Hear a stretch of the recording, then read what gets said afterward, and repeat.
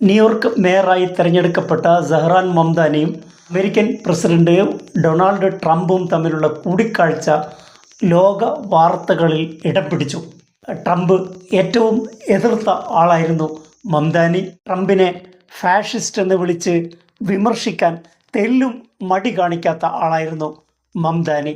ട്രംപുമായുള്ള കൂടിക്കാഴ്ചയ്ക്ക് ശേഷം രണ്ടുപേരും സംയുക്തമായി മീഡിയകളെ കാണുകയുണ്ടായി. എൻ്റെ ഇഷ്ടവും അനിഷ്ടവുമൊക്കെ യാതൊരു മടിയുമില്ലാതെ പ്രകടിപ്പിക്കുന്ന ട്രംപ് മംദാനിയെ അപമാനിക്കുമെന്നും ചിലരൊക്കെ കണക്ക് കൂട്ടിയിരുന്നു.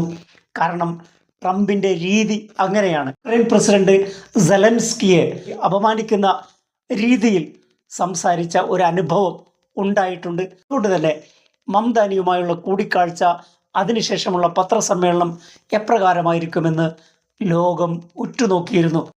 പരസ്പര ബഹുമാനത്തോടുകൂടിയും സൗഹൃദാന്തരീക്ഷത്തിലുമാണ് ആ മീറ്റിംഗ് പര്യവസാനിച്ചത്. മാത്രമല്ല, മംദാനിയെ മുക്തകണ്ഠം പ്രശംസിക്കാൻ ട്രംപ് തയ്യാറായി. വലിയ വലിയ ആളുകളോട് പോരാടിയാണ് വിജയപഥത്തിലെത്തിയത്. അതുകൊണ്ട് അദ്ദേഹത്തെ അഭിനന്ദിക്കുന്നു.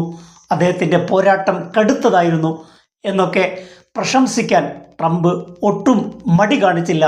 അല്ല, ന്യൂയോർക്ക് കണ്ട ഏറ്റവും നല്ല ഗവർണറായിരിക്കും മംദാനി എന്ന് ഞാൻ പ്രതീക്ഷിക്കുന്നു എന്ന ശുഭപ്രതീക്ഷയും ട്രംപ് പങ്കുവെക്കാൻ മടിച്ചില്ല. പത്രപ്രവർത്തകർ വളരെ കഠിനമായ ചോദ്യങ്ങൾ രണ്ടുപേരോടും ചോദിച്ചെങ്കിലും അവിടെയൊക്കെ വളരെ പക്വതയോടുകൂടി രണ്ടുപേരും മറുപടി പറയുകയുണ്ടായി. മംദാനി ട്രംപിനെക്കുറിച്ച് ഫാഷിസ്റ്റ് എന്ന് വിളിച്ച വിഷയത്തെപ്പറ്റി ആദ്യം ചോദിച്ചപ്പോൾ മംദാനി കൃത്യമായി മറുപടി പറഞ്ഞു. രണ്ടുപേർക്കും വിവിധ വിഷയങ്ങളിൽ വ്യത്യസ്തമായ അഭിപ്രായങ്ങളുണ്ട്, വിയോജിപ്പുകളുണ്ട്. വിയോജിപ്പിൻ്റെ മേഖലകൾ അങ്ങനെ തന്നെ നിലനിർത്തുകയും യോജിപ്പിൻ്റെ മേഖലകളിലാണ് ഞങ്ങൾ മീറ്റിംഗ് നടത്തുന്നത്. ന്യൂയോർക്കിൻ്റെ ഭാവി സുരക്ഷിതമാക്കുക, ഈ ഒരു പോയിന്റിലാണ് ഞങ്ങൾ യോജിക്കുന്നത്. അഭിപ്രായത്തിൽ എന്തെങ്കിലും മാറ്റം വരുത്തുവാനോ അല്ലെങ്കിൽ പ്രസ്താവന തിരുത്തുവാനോ മംദാനി തയ്യാറായില്ല എന്നതും ശ്രദ്ധേയമാണ്.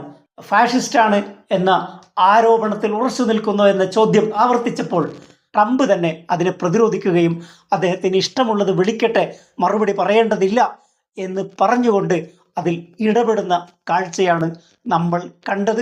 അതോടൊപ്പം അദ്ദേഹം കമ്മ്യൂണിസ്റ്റാണ് എന്ന ആരോപണം ട്രംപ് നടത്തിയിരുന്നല്ലോ, അതേപ്പറ്റി എന്താണ് അഭിപ്രായമെന്ന് ട്രംപിനോട് ചോദിച്ചപ്പോൾ ട്രംപ് കൃത്യമായി പറഞ്ഞു, ആളുകൾ മാറും, എൻ്റെ വീക്ഷണം മാറും, അഭിപ്രായങ്ങൾ മാറും, അങ്ങനെ വ്യത്യസ്തമായ കാഴ്ചപ്പാടുകളുണ്ടാവും.